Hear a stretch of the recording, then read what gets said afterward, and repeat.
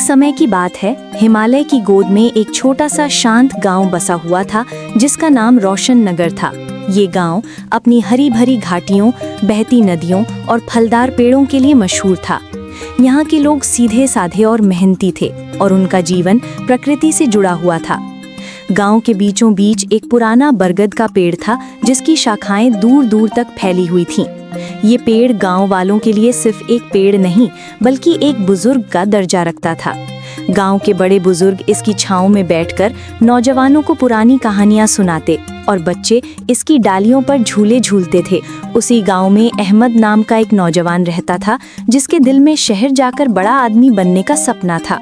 उसे गांव की धीमी रफ्तार वाली जिंदगी पसंद नहीं थी और वो हमेशा शहर की चमक दमक के किस्से सुनता रहता था। एक दिन उसने अपने पिता से शहर जाने की इजाजत मांगी। उसके पिता, जो एक समझदार किसान थे, ने उसे रोका नहीं बल्कि कहा, बेटा जरूर जाओ और अपने सपने पूरे करो, लेकिन अपनी जड़ों को कभी मत भूलना। अहमद शहर पहुंचा और वहां की तेज रफ्तार जिंदगी में खो गया। उसने मेहनत की और जल्द ही एक सफल व्यापारी बन गया। लेकिन समय बीतने के साथ साथ उसे शहर का शोर, भीड़ और मतलबी माहौल बोझ लगने लगा। उसे अपने गांव की शांत सुबहें, नदी का साफ पानी और बरगद के पेड़ की ठंडी छांव याद आने लगी। उसे अपने लोगों की सादगी और प्यार याद आता जो बिना किसी स्वार्थ के एक दूसरे का साथ देते थे।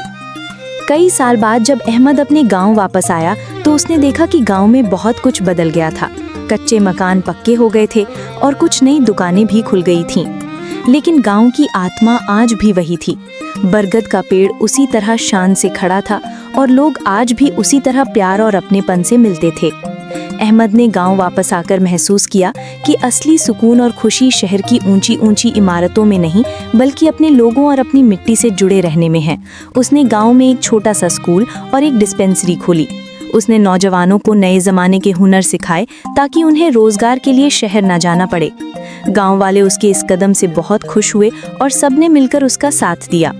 आज रोशन नगर एक खुशहाल और विकसित गांव है, लेकिन उसने अपनी सादगी और परंपराओं को नहीं छोड़ा है।